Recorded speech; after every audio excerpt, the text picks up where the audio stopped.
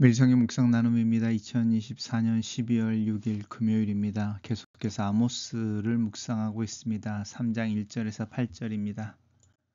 본문을 읽습니다.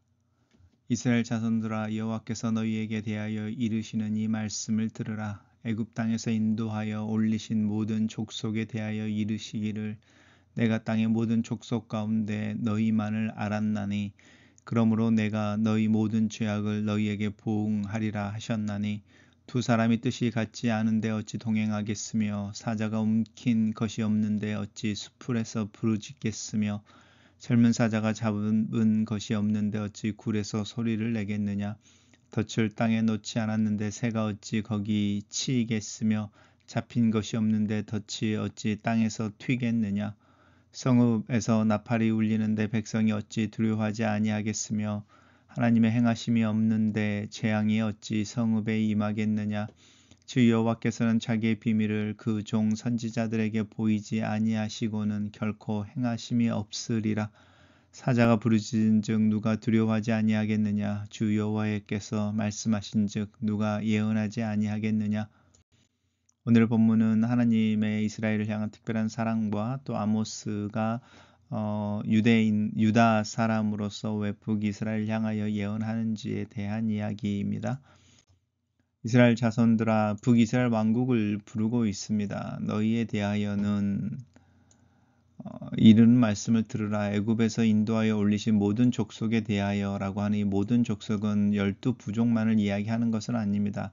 우리가 이제 오해하는 부분인데, 애굽 땅에서 나올 때에 사실은 그 야곱의 후손들 말고, 우리가 이제 일반적으로 말하는 이스라엘 사람들 말고도 많은 족속이 포함되어 있었습니다. 믿음이라고 하는 부분입니다. 하나님의 말씀에 순종하는 사람들, 이 믿음을 가지고 있는 사람들이고, 이 사람들은 절대로 혈통으로 구별되어지지 않습니다. 모든 족속에 대하여 이르기를, 땅에 있는 더 많은 족속들이죠. 그 중에 너희만을 알았다.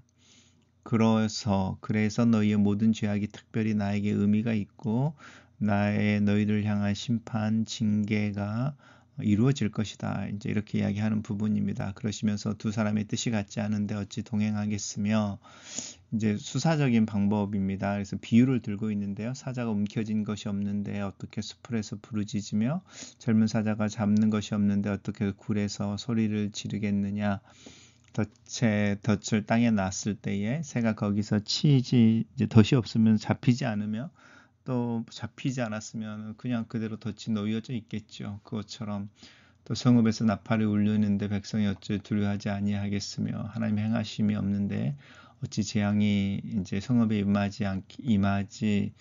임하겠느냐. 이제 이런 이야기를 하면서 계속적으로 이야기하는 부분은, 여호와께서 말씀하셨으니 누가 예언하지 않겠느냐. 그러면서 이제 어떤 원인이 있기 때문에 결과가 있는 것처럼 자신의 사역에, 특별히 예언에 있어서 아모스의 경우에 하나님께서 그 비밀을 그 종들에게 보이셨다. 그리고 그것을 알리게 하셨다. 그러니 내가 가만히 있을 수는 없지 않느냐. 이렇게 이야기하고 있습니다.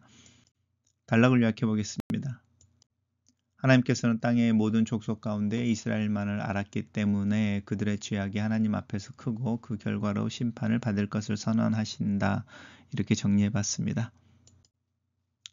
묵상 나눔입니다. 이스라엘 향한 하나님의 사랑은 특별합니다. 하나님은 그들을 사랑하셔서 자기 백성으로 삼으셨다는 사실을 출애굽을 통해 역사적으로 증명하셨습니다. 또 하나님은 이스라엘 향해 너희만을 알았다고 말씀하심으로 그 사랑이 얼마나 크고 강렬한지 설명하셨습니다. 택하신 백성을 향한 하나님의 마음은 친절하고도 깊은 연인의 마음보다 더하고, 자녀를 사랑하는 부모의 마음보다 깊습니다. 이스라엘에 대한 하나님의 알은 지식적인 알미 아닙니다. 치밀한 관계를 통해 전인격적인 이해입니다. 그렇게 깊은 관계에 있기 때문에 하나님은 이스라엘의 죄를 묵과하실 수 없습니다.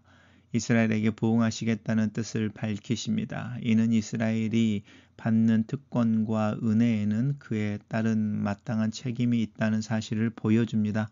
하나님의 깊고 진한 사랑을 헤아리고 말씀을 따라 온전한 삶을 살아내는 것이 사랑을 입은 자의 마땅한 길입니다. 하나님은 이유 없이 심판하시는 분이 아닙니다. 두 사람이 함께 길을 걷는다면 서로 간에 약속이 있었기 때문이요. 사자가 만족에 겨워 부르짖는다면 먹이를 잡았기 때문이요. 새가 덫에 걸렸다면 누가 덫을 놓았기 때문입니다. 성읍에 재앙이 임한다면 하나님께서 재앙을 내리셨기 때문입니다. 이처럼 모든 현상의 원인이 있듯이 하나님의 심판에도 이유가 있습니다. 하나님의 심판을 촉발하는 것은 바로 하나님의 백성, 하나님의 사랑을 받은 이스라엘, 그들의 죄입니다. 하나님의 징계를 인식하면 나와 우리 죄에 민감해야 합니다. 아모스는 사자처럼 표효하시는 하나님의 음성이 두려워서 하나님의 심판을 예언하지 않을 수 없었습니다. 반대와 조소, 변하지 않는 현실 때문에 그만두고 싶을 때도 있었지만 현실의 어려움보다 하나님이 더 두려웠고 하나님의 심정에 더 동감했습니다. 장밋빛 복음으로 무성한 이 시대에 우리의 죄에 분노하시는 하나님이라는 불편한 진실도 함께 선포되어야 합니다. 아모스의 심정을 지닌 주님의 종들이 실종되면 죄의 어둠은 더 깊어질 것은 분명합니다. 글로 쓰는 기도입니다. 살아계신 하나님, 하나님의 사랑이 조건 없이 나에게 부어진 것을 감사하고 찬양을 드립니다. 그 사랑의 무거움과 가치에 대해 생각합니다. 대가를 바라지 않고 주어진 사랑에 대해 내 마음 깊은 곳에서부터 그 사랑에 대한 깨달음과 또 누릴 줄 아는 자유로움을 위해 기도합니다.